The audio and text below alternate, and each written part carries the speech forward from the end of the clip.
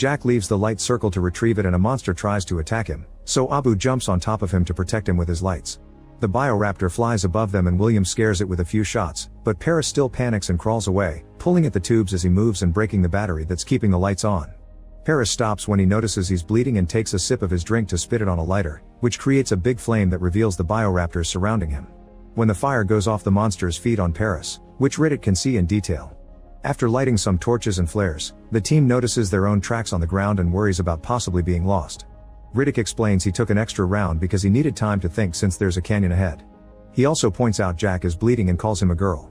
Jack admits she's actually a girl who dressed as a boy so the other crew members wouldn't mess with her. Since she's on her shark week, the Bioraptors have been tracking her blood all along. Because of this, Carolyn thinks being out is a mistake and they should go back. William immediately gets angry and begins insulting her, so Abu comes to her defense.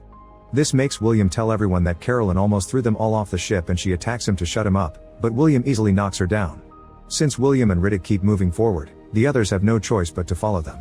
As they cross the boneyard, William says that Riddick should throw Jack at the creatures as bait. This enrages Riddick, who immediately starts fighting William to use him as bait instead. The gun is shot in the struggle and Carolyn tells the others to hide. William dislocates Riddick's arm, but he punches him off and just puts his arm back into place. The fight continues as both men take out their knives, attacking each other and falling to the ground. Riddick quickly recovers and slashes William's back at the same time his flare goes off.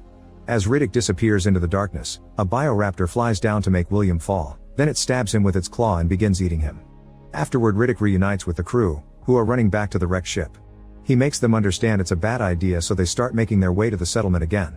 As they cross the boneyard, Riddick checks a Bioraptor skull and realizes it has a blind spot between its ears. Eventually they make it to the canyon and the group begins running to cross it while Riddick carries the cells. Soon the Bioraptors are flying